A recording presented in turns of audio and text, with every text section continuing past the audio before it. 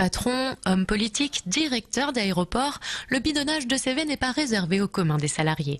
Certains s'ajoutent des diplômes, d'autres s'inventent carrément une vie. Dans l'Hexagone, la pratique est très répandue. Plus de 70% des Français tricheraient sur leur CV. Pourtant, ils sont difficiles à trouver. Non, j'ai jamais triché et je pense ne jamais tricher sur mon CV. J'estime que mon CV est assez fourni, donc pas besoin. Non, il y a la durée des stages, quand c'est trop court, je mets pas la durée, mais c'est tout. Sinon, c'est juste des astuces de ce genre, mais j'ai jamais gonflé mon CV. Non, parce que c'est vérifiable après, donc non.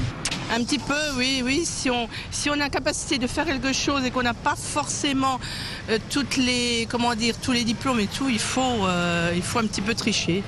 En tête des exagérations les plus fréquentes, le contenu réel des postes occupés, la nature des responsabilités ou encore les compétences linguistiques. Dans la moitié des CV, les postulants allongent également la durée des emplois pour masquer une période d'inactivité par exemple. Consultante dans un cabinet de recrutement, Céline Becht voit des dizaines de CV défiler sous ses yeux quotidiennement. C'est vrai qu'on remarque effectivement que c'est une tendance qui se généralise et on peut dire que presque la majorité des CV sont un petit peu aménagés, on va dire. Alors après, ça peut être effectivement des oublis, vraiment des mensonges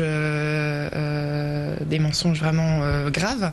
C'est vrai que le contexte, la période fait que les candidats n'hésitent plus à modifier certains éléments de leur CV pour obtenir un rendez-vous. Johan de Préter est lui aussi un expert en recrutement. Sa méthode, être attentif aux dates et à la cohérence du parcours. Avec l'expérience, les petits arrangements sautent aux yeux. Copie de diplôme, attestation de travail, fiche de paye, le conseiller en ressources humaines procède systématiquement à des vérifications. Pour lui, les candidats ne trichent pas vraiment, ils jouent plutôt sur les mots. Les candidats communiquent de mieux en mieux sur leur parcours et arrivent à les arranger de mieux en mieux sans tomber dans le mensonge. Donc ça, c'est des choses qui arrivent. Avant, on était beaucoup plus sur des CV assez basiques, pas très communicants. Là, les candidats ont bien compris, je dirais, l'enjeu du recrutement et le jeu de l'entretien.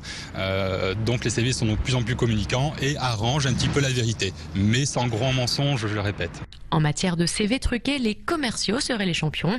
76% d'entre eux ajouteraient un peu de relief à leur parcours.